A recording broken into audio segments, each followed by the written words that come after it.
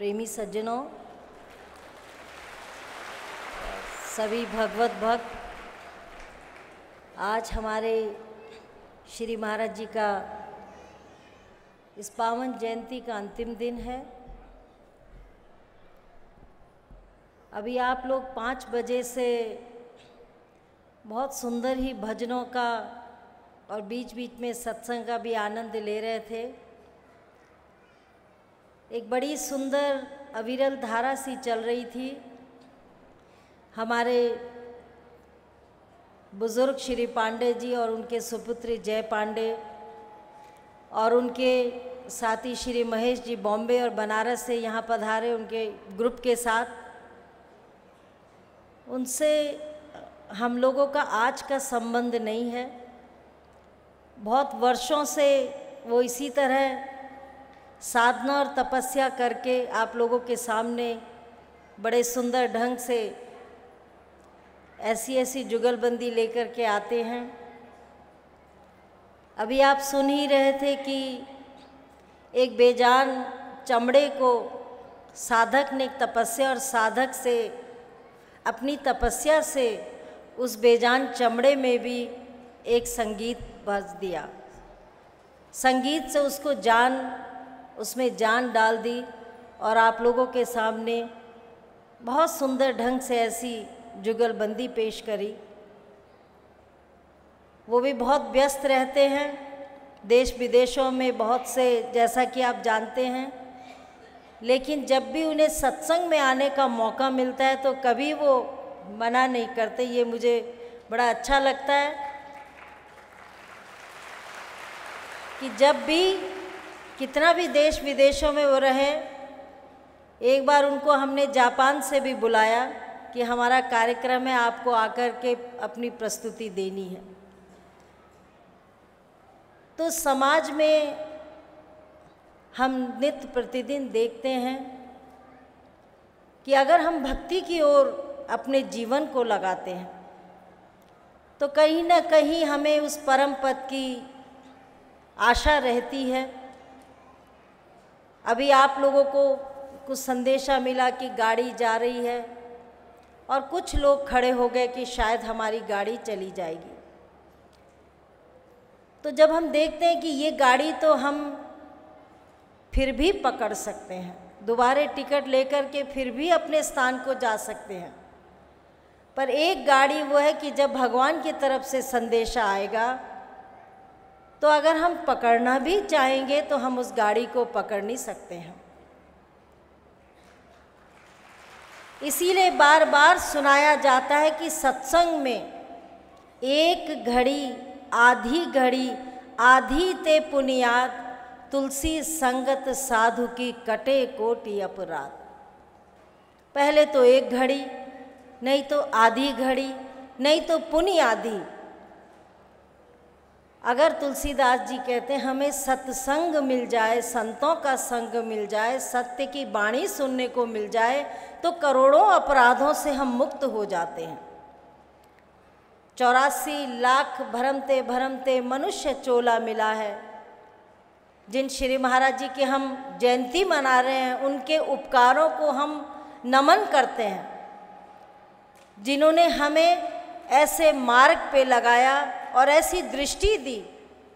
मनुष्य और मानव में यही फर्क है। मनुष्य तो संसार में अपने लिए जीता है, पर मानव जीते जीते महामानव बन जाता है और वो संसार के लिए जीता है। अपने लिए तो जीता ही है क्योंकि प्राण शक्ति का संचालन हो रहा है, लेकिन संसार को भी मुझ में राम तुझ में राम सब में राम समाया है, सबसे कर लो प्रेम जगत में कोई नहीं पराया है।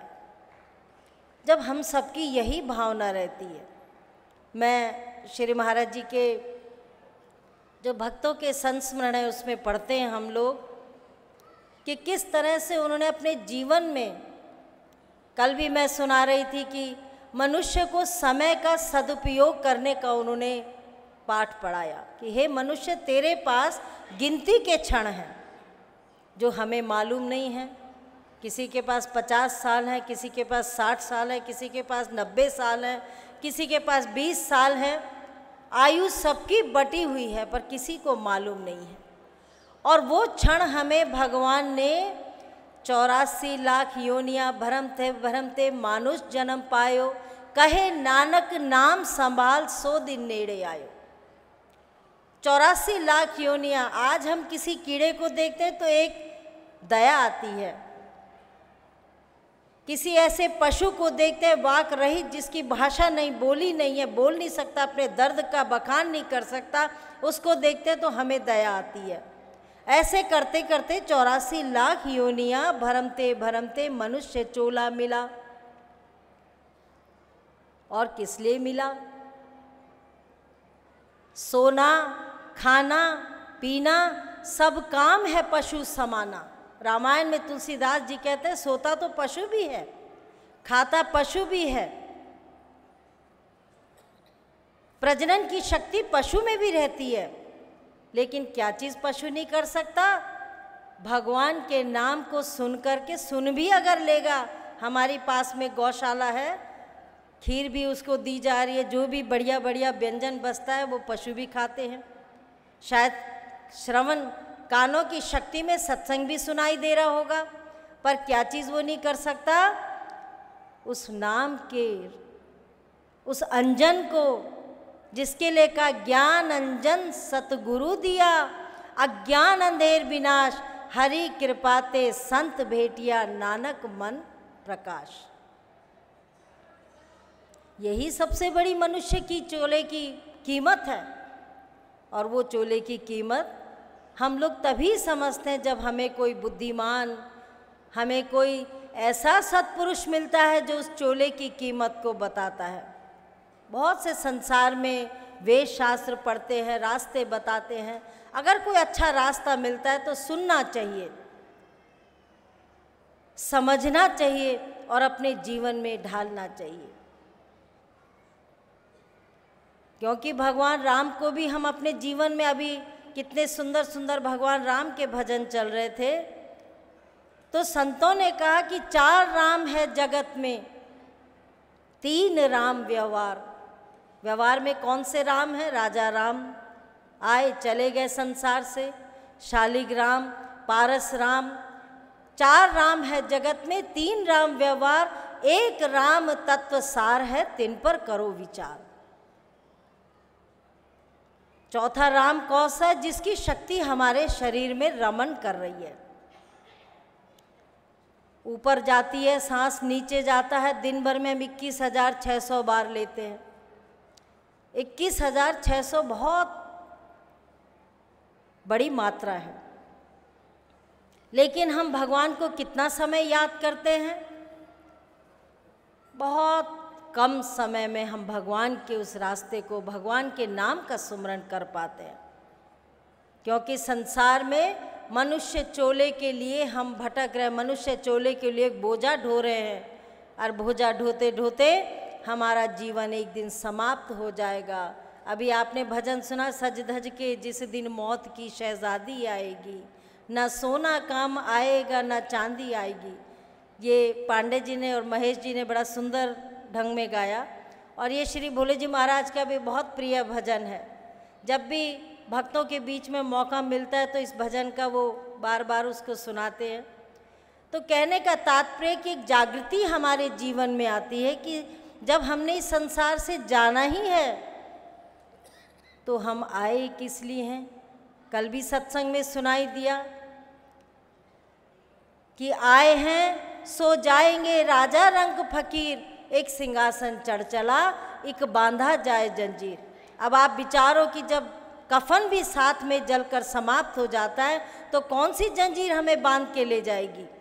नहीं, शरीर तो यहीं समाप्त हो जाएगा। हमारे पुण्य के, हमारे कर्म के, जो हम कर्म करेंगे, हमारी माता जी बार बार सुनाते थे और यही कहते थे, देखो खाया पिया तो अंग लगता है, अच्छा अच्छा भोजन करेंगे, अच्छा अच्छा पहनेंगे तो वह हमारा शरीर उसका उपभोग करेगा। हम शरीर को, अपनी काया को सुंदर बना रहे हैं, लेकिन लिया दिया संग चलता है। जो पुण्य प्रताप की कमाई हम इस मानुष चोले में करते हैं, वही कमाई हमें सिंहासन की प्राप्ति कराता है।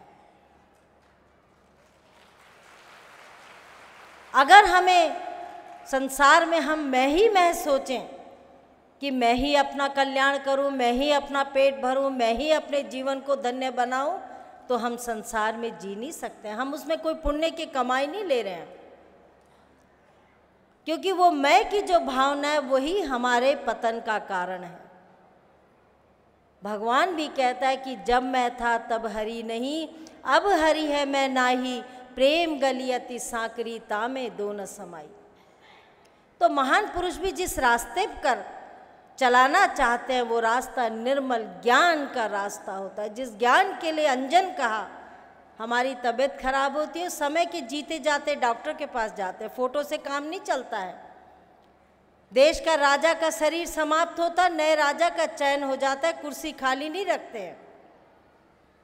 स्कूल में अगर किसी अध्यापक का निधन हो जाता है, प्रिंसिपल का निधन हो जाता है, तो कुर्सी खाली नहीं रखते, तुरंत हम दूसरे अध्यापक को, दूसरे प्रिंसिपल को बिठा देते हैं। लेकिन जब आत्मा की खोज होती है तो हम चारों तरफ भटकते रहते हैं, चारों तरफ अपनी शरीर का समाप्त कर देते हैं और भटकते रहते हैं। लेकिन महान पुरुष कहते हैं, संत कहते हैं, जो हम जिनको मानते हैं, जिनके वेदों को, शास्त्रों का हम श्रवण करते हैं, उसी में संत बोलते हैं, उसी में महान पुरुषों की वाणी आती है कि हे जीव, तेरे ही अंदर मन मंदिर तन भेष कलंदर, घट ही तीरथ नावा।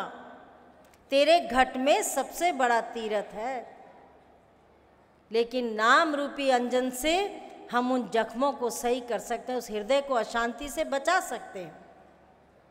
लेकिन मन की गति इतनी तीव्र है कि एक स्थान पर स्थिर नहीं होती है। एक बार भगवान बुद्ध को प्यास लगी तो उन्होंने अपने शिष्य को बोला, जाओ मेरे लिए पानी लेकर के आओ। शिष्य बगल की नदी में गया और देखता है कि वहाँ से कुछ घोड़े उस नदी को पार करके निकले थे और पानी बहुत गंदा हो गया। वो वापस आ जाता है। भगवान बुद्ध कहते हैं, आनंद मुझे प्यास लगी है, मेरे लिए पानी लाओ। वो दोबारा जाता है, फिर देखता है अभी पानी में बहुत मट्टी है, फिर वापस आ जाता है। ऐसे 2-3 बार जा जा के फिर से वापस आता रहता है। बुद्ध कहते हैं, जाओ आनंद, अब मेरे लिए तुम पानी लाओ। जब आनंद नदी के पास जाता है तो वही नदी जो उछल कूद मार रही थी, मट्टी फैला रही थी, सूखे पत्ते आ गए थे, घोड़ों की नालों से गंदगी आ गई थी पानी में, वही नदी शांत हो गई और पानी फिर निर्मल हो गया। वही जो गंदी मिट्टी पत्ते थे सब जमीन में, तलहटी में नदी के चले गए। आनंद पानी भरता है और भगवान बुद्ध को दे देता है कि भगवान अब ये पानी निर्मल है, इसको आप पी सकते हो। तो भगवान बुद्ध समझ गए कि हे आनंद, वही नदी थी, वही तुम थे, लेकिन पहले क्यों नहीं मेरी प्यास बुझाने के लिए इस जल को लाए। तो आनंद कहता है, महाराज वो नदी गंदी थी, उसमें घोड़ों की टाप से पानी अशुद्ध हो गया था और अब वो शांत हो गई है, उसमें निर्मलता आ गई है, अब आप निर्मल जल को पी लीजिए। तो भगवान बुद्ध कहते हैं, हे आनंद, इसमें भी एक भेद है। हमारा जो ये मन रूपी झील है और इस झील में तरह तरह के विचार दिन भर में आते रहते हैं। कभी तरंग चढ़ती है भक्ति की तो हम भक्ति की तरफ मुड़ जाते हैं, कभी तरंग चढ़ती है व्यापार करने की तो हम व्यापार की तरफ मुड़ जाते हैं। इस मन में दिन भर वो घोड़ों की रूपी तरंगे चलती रहती हैं और हमारा मन मैला होता रहता है। ये हृदय रूपी झील में हमारा मन जो है वो मैला होकर के अशुद्धि पैदा करता रहता है। लेकिन जब हम इस मन को शांत करते हैं, इस मन को शांत करने का साधन बताते हैं, तो यही मन हमें निर्मल मार्ग में चलने की प्रेरणा देता है और हम चल करके पूंजी एकत्र करते हैं और उस सिंहासन की तरफ चलते हैं, उस परम धाम की तरफ चलते हैं, जिस परम धाम के लिए आज हम सब एकत्र हुए हैं। आज उनकी हम पावन जयंती मना रहे हैं कि जिन्होंने हमें इस जीवन में, इस जीते जागते संसार में, उस कीचड़ में, संसार रूपी कीचड़ में कमल की तरह जीने का एक साधन बताया, और वही साधन है जो हमें उस परम धाम की सीढ़ी तक पहुंचाएगा। और वो साधन हम तभी प्राप्त कर सकते जब उसके लिए हम तपस्या करेंगे, प्रयास करेंगे। इतने वृद्ध आपके सामने कितनी सुंदर ढंग से तपस्या और साधक की साधुता होती है, और जब वो साधक उस साधुता को प्राप्त कर लेता है तब उसमें परम गति को प्राप्त कर जाता है। जाना तो सबने है, अभी रेल से जाएंगे, एक दिन संसार से चले जाएंगे। लुकमान जैसे वैद्य जिसने सारी दुनिया के लिए दवाई बनाई, आप सबको पता होगा, जब आयुर्वेद में हम पढ़ते हैं तो लुकमान ने बहुत सी दवाइयाँ बनाई, लेकिन लुकमान स्वयं को अपनी मौत का डर था, और उन्होंने अपनी मौत से बचने के लिए अपने जैसे 10 लुकमान बना दिए।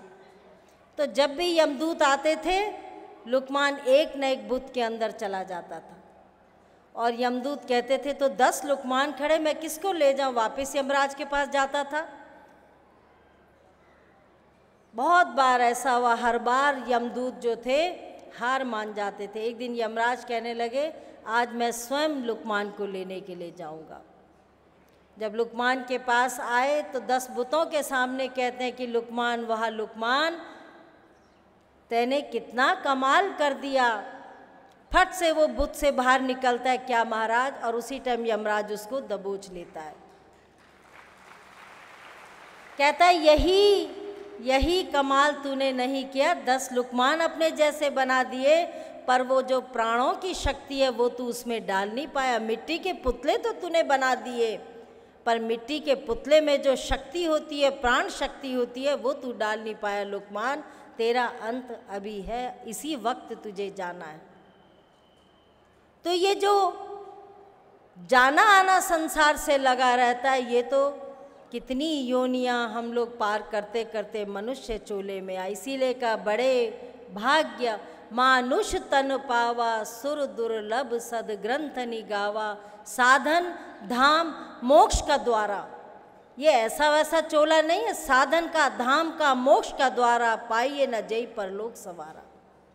इतनी सुंदर काया है, ये हमें मोक्ष के लिए मिली है, और इसको हम व्यर्थ संसार के कार्यों में आप करिए। ग्रस्त में भी, हर योनि में हम कर सकते हैं, ग्रस्त में भी भगवान का सुमरन कर सकते हैं।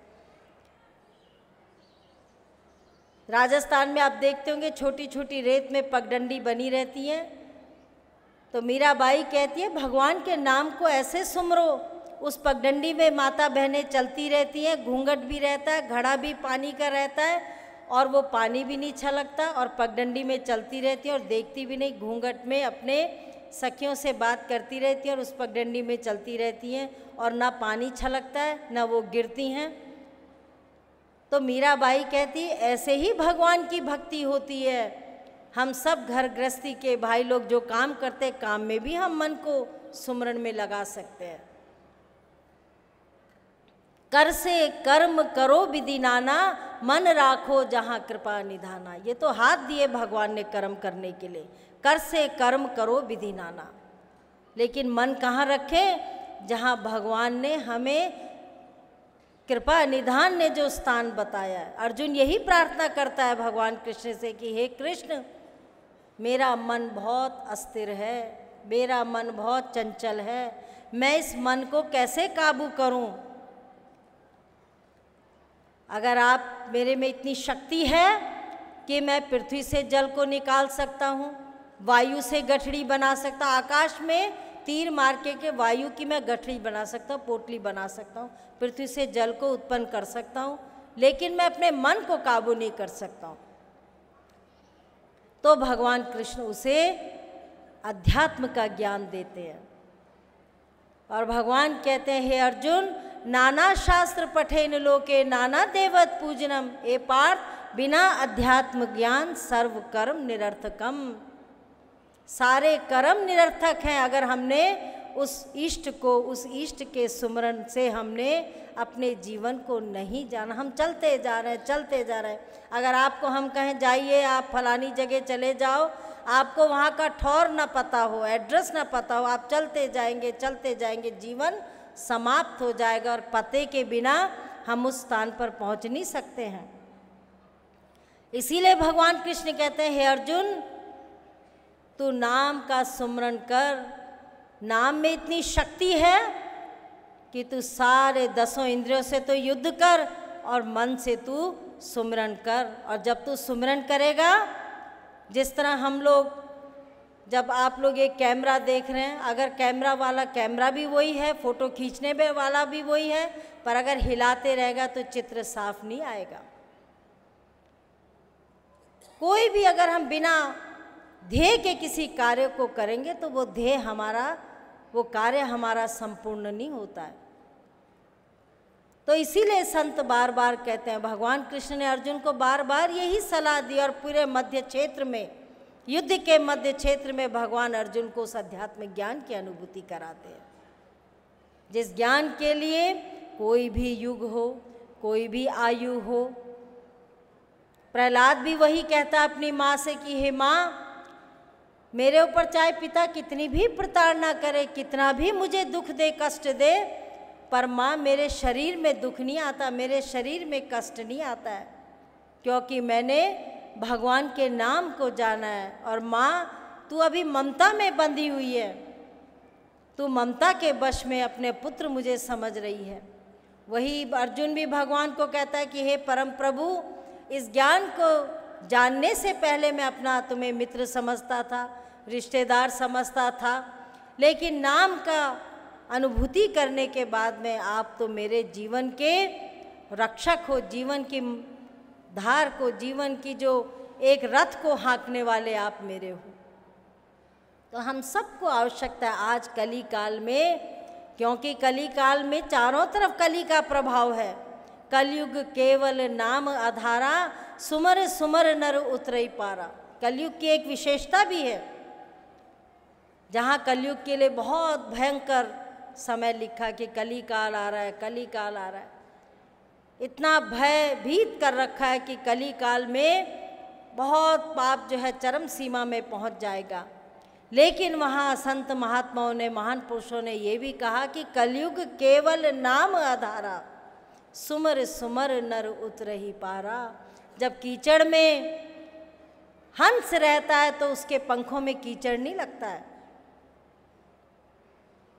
कीचड़ में जब कमल रहता है, कमल के पंख कीचड़ से गंदे नहीं होते हैं। ऐसे ही हम सब अपने जीवन को इसी समाज में रह करके ऐसे कर्म करें जिन कर्मों से हम अपने आप को धन्य बनाएं और अपनी आने वाली पीढ़ी को भी। जिस तरह आज हम श्री महाराज जी की जयंती मनाते हैं, और जयंती हर वर्ष मनाई जाती है। बहुत से लोगों का नवंबर में जन्म हुआ होगा, लेकिन जयंती महान पुरुषों की मनाई जाती है, क्योंकि महान पुरुष अपने जीवन में, संसार के में अपने लिए नहीं जी करके संसार के लिए, समाज के लिए जीते हैं। और वही समाज, आने वाली पीढ़ी हमेशा उनको नमन करती है, जिस रास्ते पर उन्होंने हमें चलना सिखाया, जिस रास्ते पर उन्होंने हमें महानता का पाठ पढ़ाया। आज हम गर्व से कह सकते हैं कि हम हंस के वंशी हैं, हम हंस के बच्चे हैं।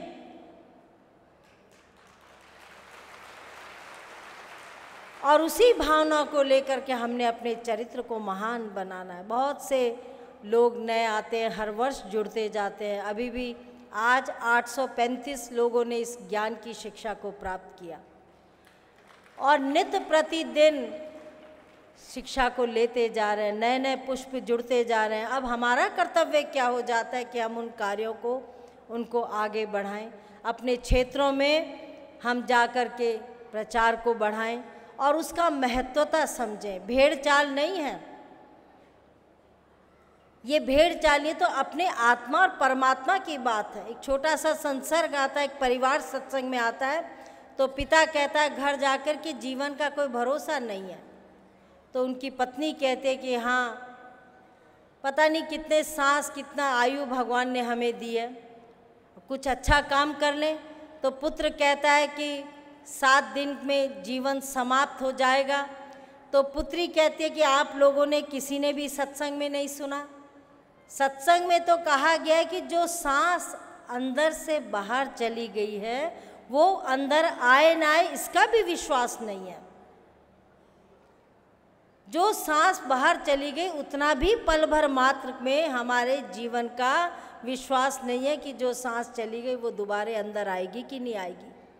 और सारे जीवन के बड़े बड़े प्रोजेक्ट बन जाते हैं अपने जीवन की। हर एक व्यक्ति अपने बुढ़ापे तक का सब कुछ संभाल लेता है, लेकिन मनुष्य चोले का विश्वास नहीं है। इसलिए जो भी समय मिलता है, कल भी मैंने सुनाया, श्री महाराज जी कहते थे हर व्यक्ति, प्रहलाद की उम्र नहीं थी, मीराबाई की उम्र नहीं थी, कबीरदास जी कहते हैं कबीरदास जी की कोई उम्र नहीं थी, पर कबीरदास जी को भी चक्की चलाते चलाते भगवान की याद आ गई, दुख आने लगा। कहा चलती चाकी देख के दिया कबीरा रोए, दो पाटन के बीच में साबुत बचाना कोई। जो माता बहनें चक्की चलाती हैं, मुट्ठी से अनाज डालती रहती है और उस चक्की के दो पाटन के बीच में जो है अनाज साबुत नहीं बचता, चूरा बन जाता है, आटा बन जाता है। लेकिन कबीर का बेटा भी ज्ञानी था कमाल। कमाल कहता नहीं पिताजी, चलती चाकी देख के दिया कमाल ठटाए, जो कील से लगा रहे ताको काल ना खाए। आप देखो जो दो पट्टों के बीच में, दो पत्थर के बीच में एक धुरी होती है, लकड़ी होती है, उसमें जो दाना चिपक जाता है वो नहीं पीसा जाता, वो नहीं पीसता, उसको दोबारा इकट्ठा करके फिर पीसना पड़ता है। तो कमाल जैसी, कबीर जैसी भक्ति अगर हमने अपने ही अंदर जागृत कर ली तो हमारे अंदर दोनों मुट्ठी में वो खजाना है। जो अगर शहजादी भी मौत की आ जाएगी तो ज्ञानी जन जो होते हैं वो जैसे कपड़े बदले जाते हैं, सुबह का शाम, शाम का कल, हर व्यक्ति स्नान करके दूसरे कपड़े बदलता है। ज्ञानी भी समझता है ये शरीर भी एक कपड़े बदलने के समान है, इसलिए शरीर को त्यागने का दुख नहीं करता। इसलिए ज्ञानियों की शरण में, संतों की शरण में जाकर के पूछना चाहिए। संतों की बाणी बड़ी अटपटी, झटपट लखे न कोय, और जो झटपट लखे तो चटपट दर्शन होए। मीराबाई वही कहती है। मीराबाई ने भी अभी कुछ वर्षों की बात है, एक राजा के घर में जन्म लिया, लेकिन लगन थी, भक्ति की लगन थी, भावना की लगन थी, और उस भक्ति की लगन से उसने प्रभु को प्राप्त कर लिया। कब कृष्ण रहे होंगे, कब मीरा का जन्म हुआ, लेकिन मीरा ने उस भक्ति से अपने प्रभु को प्राप्त कर लिया। चाहे हम नचिकेता का बात करें, नचिकेता भी बाल्यावस्था में प्रभु को प्राप्त हुआ। तो बहुत से हमारे भारत में और बहुत से शास्त्रों में ऐसे ऐसे संसर्ग आते हैं, ऐसे ऐसे भावनाएं मिलती हैं हमें कि हमारी आत्मा को जागृति दिलाती है। इसीलिए सत्संग का कहा जाता है कि सत्संग में बहुत सारी संतों की वाणी का एक मेल, अनूठा मेल भजनों के द्वारा, सत्संग के द्वारा हमें सुनाई पड़ता है। तो अब हमारा अप्रैल में भी उससे पहले बहुत से कार्यक्रम हैं, आप लोगों को सूचना दे दी जाएगी। बिहार में, यूपी में और कई जगह उत्तराखंड में, फर्रुखाबाद में और एटा मैनपुरी की साइड, हरदोई की साइड, लखनऊ की तरफ बहुत से जो है रिक्वेस्ट आई हुई है, प्रार्थना पत्र आए हुए हैं। हम सब जगह आपके घर पहुंचेंगे, क्योंकि जब आप लोगों ने इतने सुंदर ढंग से 2 दिन में यहाँ कार्यक्रम को किया, और अब श्री माता जी की जयंती अप्रैल में आती है, उसकी भी सूचना आपको दे दी जाएगी। उसके बीच में सभी जगह हम लोग कार्यक्रम के लिए पहुँचेंगे। आपका मात्र ये सहयोग चाहिए कि आप अपने घर में, अपने गांव में, अपने शहर में संत महात्माओं को बुलाएंगे, प्रचारक को बुलाएंगे और उनसे जो है अपने क्षेत्रों में सत्संग कराएंगे। और इसमें कोई ज़बरदस्ती का, देखो भक्ति ज़बरदस्ती का सौदा नहीं होती है। पुत्र पिता से जिद करके विल लिखवा सकता है, जैसे कि आजकल हो ही रहा है। भाई भाई से जिद करके अपनी प्रॉपर्टी दबा सकता है, पर प्रभु का प्रेम जो है बिना जिद के निस्वार्थ भाव से जो सेवा करेगा उसको उसका मेवा मिलता है। और हम श्री महाराज जी की जयंती में उनसे यही, वो सब देख रहे हैं, वो सर्वव्यापी हैं, उनकी कृपा से ये कार्य आगे चल रहा है। चाहे वो फाउंडेशन का हो, चाहे संस्था का हो, चाहे कोई भी कार्य, उनकी कृपा के बिना हम लोग पत्ता भी नहीं हिला सकते। इसलिए हम उनसे यही आशीर्वाद मांगते हैं कि श्री महाराज जी की जयंतियाँ हम हर वर्ष विशाल विशाल स्तर में मनाते रहें। और भक्त लोगों को भी, जैसा भी राजा जी ने सुना है, दीपावली आ रही है, तो दीपावली के बाद फिर नववर्ष आएगा, तो सबको उस दीपावली का जो हम दीपक जलाते हैं, सबसे पहले एक दीपक जलाते हैं, उस एक दीपक से हम अनेकों मोमबत्तियों को जला लेते हैं।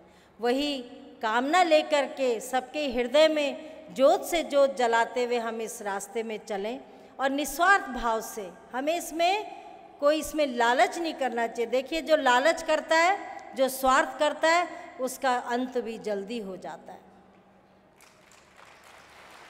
तो वो भावना से सेवा करनी है जनमानस की, जिसमें हमें निस्वार्थ भाव से हमें उसका पुण्य प्रताप मिलेगा। तो अपने महान पुरुषों के हम चरणों में यही आशीर्वाद मांगते हैं कि हम हमेशा इस मार्ग में अग्रसर रहें और उनकी कृपा से हर कार्य को हम सुचारू रूप से चलाते रहें। इन्हीं शब्दों के साथ सबको दुआ आशीर्वाद, और आगे भी सब जब सत्संग होंगे आपको सूचना मिलती रहेगी।